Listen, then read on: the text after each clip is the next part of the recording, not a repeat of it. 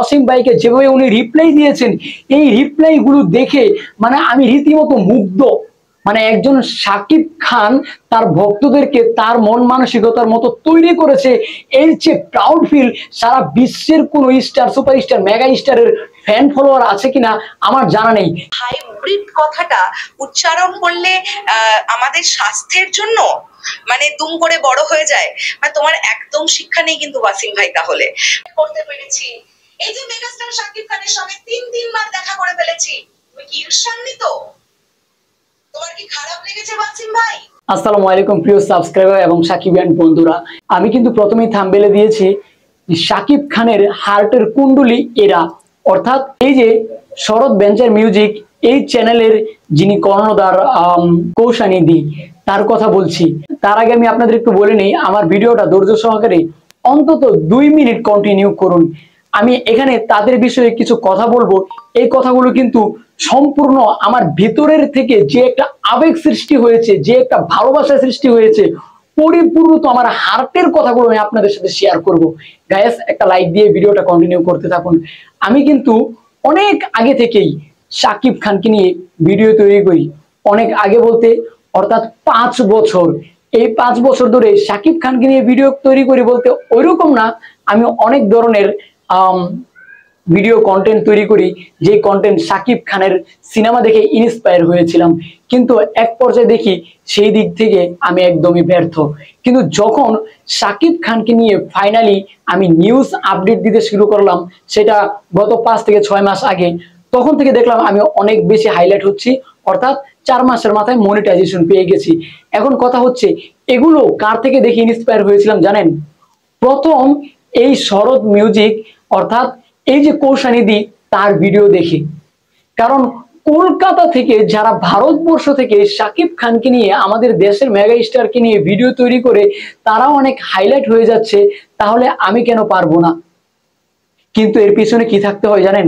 সৎ মানসিকতা, সৎ মন, যেটা কিন্তু কৌশানিধির ভিতর এবং তার হাজবেন্ডের ভিতর পরিপূর্ণভাবে ছিল। আমি কিন্তু আপনাদের কথাগুলো বলছি এই জন্যই যে এখানে কিন্তু আমি মানে আমার ভিউ বাড়ার জন্য কিংবা ওনাকে অনেক ধরনের মানে পাম দিব বা এরকম কিচ্ছু না। আমি শুধুমাত্র তার প্রতি রেসপেক্টেড, তার প্রতি ভালোবাসার বহিঃপ্রকাশগুলো আপনাদের সাথে আমি শেয়ার করছি। উনি যে কি লেভেলের সাকিবিয়ান তার একটু বিষয় আমি আপনাদের সাথে তুলে ধরছি।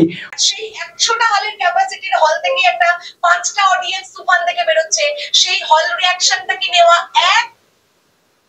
সেই হল রিঅ্যাকশনটা তোমাদের কাছে বেশি জরুরি নাকি মেগাস্টার শাকিব খানের সম্মান? যে ভিডিওটা দেখে পশ্চিমবাংলার 8-4টে শাকিব হেটার্স আমাকে আমার দিকে আঙুল তুলে বলবে, ওই তো মেগাস্টার শাকিব খানকে নিয়ে ভিডিও করিস, হলে কেউ দেখতে যায় না। উনি মানে প্রত্যেকটা শুতে, প্রত্যেকটা শাকিব খান যখনই ভারতে যায়, শাকিব খান যখনই কলকাতা যায়, উনি টাকার কথা, ওনার গাড়ির তেল ভাড়ার কথা কোনো কিছু কিন্তু চিন্তা করেন না। উনি কিন্তু দৌড়ে চলে যায়। এখানে কিন্তু ওনার কাছে যাওয়ার জন্য যে ওনার অনেক বেশি প্রফিট হয়েছে, শাকিব খানের কাছে এসে যে ওনার অনেক বেশি মানে ভিডিও ভাইরাল হয়ে গেছে, তেমন কিন্তু নয়। উনি কিন্তু পরিপূর্ণ ভালোবাসার দিক থেকেই যায়। এই ভালোবাসাটা কিন্তু আমাদের তার প্রতি দেখানো উচিত, যিনি শাকিব খানকে ভালোবাসেন।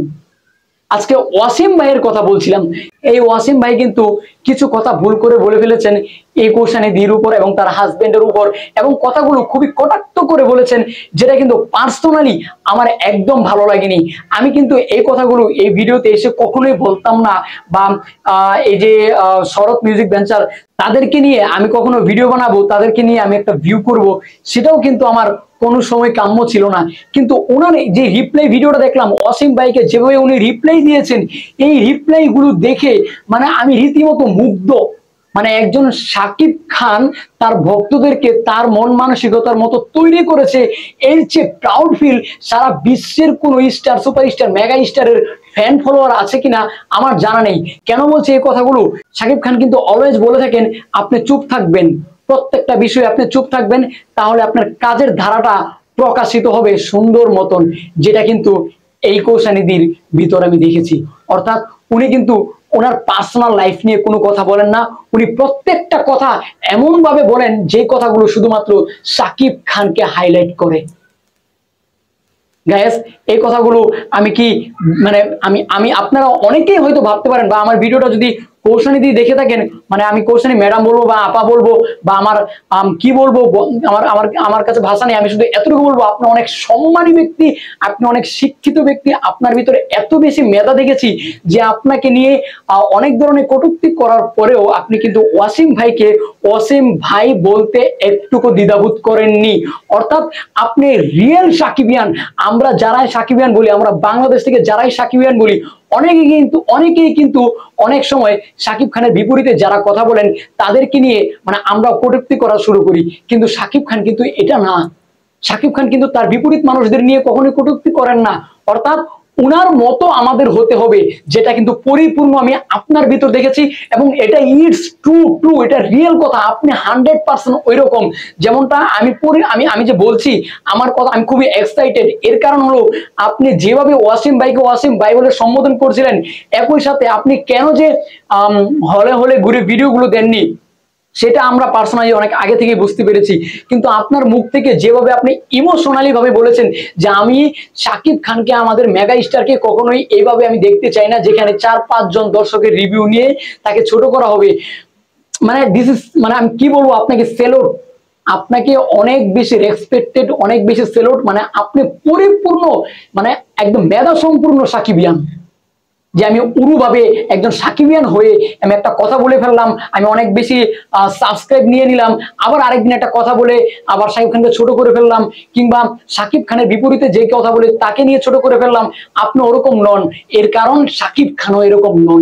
আপনি পরিপূর্ণ সাকিব খান যে মন মানসিকতার মানুষ, আপনিও সেই মন মানসিকতার মানুষ। আমি কিন্তু সেটা একদম ফিল করতে পেরেছি। আমি আমার লাইফে আজ অব্দি সাকিব খানকে কখনো, মানে উনি সোশ্যাল মিডিয়ায় ওনাকে নিয়ে যেই লেভেলের কথা হয়, সারা বিশ্বে কোনো হিরো সুপারস্টারদের, মেগা স্টারদের ভিতর এই লেভেলের কথা হয় কিনা আমি জানি না। প্রতিনিয়ত কিন্তু সাকিব খানকে নিয়ে এক দিক থেকে পজিটিভ, আরেক দিক থেকে নেগেটিভ কথা চলেই আসে। এমনকি নেগেটিভ কথাগুলো এত বেশি, মানে হঠাৎ করে এত বেশি সিনিয়র মানুষগুলো বলেন, যাদের কাছ থেকে কিন্তু কখনোই আমরা আশা করি না। তারপরেও কিন্তু সাকিব খান তাদেরকে কোনো ধরনের রিপ্লাই দেন না। বেলা শেষে দেখা যায় সাকিব খানি ইশারা, বেলা শেষে দেখা যায় সাকিব খানি সুপারহিট। এর প্রধান কারণ উনি চুপ থাকেন, উনি ওনার কাজ দিয়ে প্রমাণিত করেন, যেটা কিন্তু কৌশানিদি করেছেন। এবং আপনাকে আবারও আরেকবার স্যালুট জানাচ্ছি।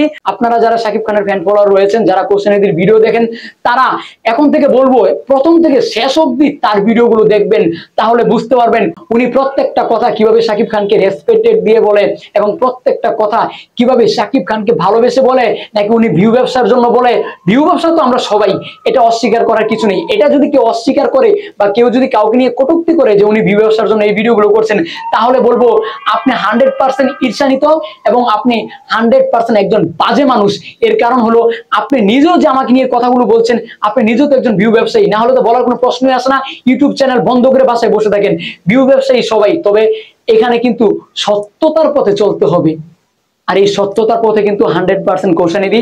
আপনাকে আরো একবার সেলুট। যাই হোক, আমার ভিডিওটা ভালো লাগলে যারা নতুন আছেন সাবস্ক্রাইব করে রাখবেন, এবং সকলেই কমেন্ট করে জানাবেন যে আজকের এই কথাগুলো এবং কৌশানিদির ভিডিওগুলো আপনাদের কেমন লাগছে। পরবর্তী ভিডিও নিয়ে আসার আগ পর্যন্ত সকলেই ভালো থাকুন, সুস্থ থাকুন, আমার এসকে আপডেট নিউজ চ্যানেলের সঙ্গেই থাকুন।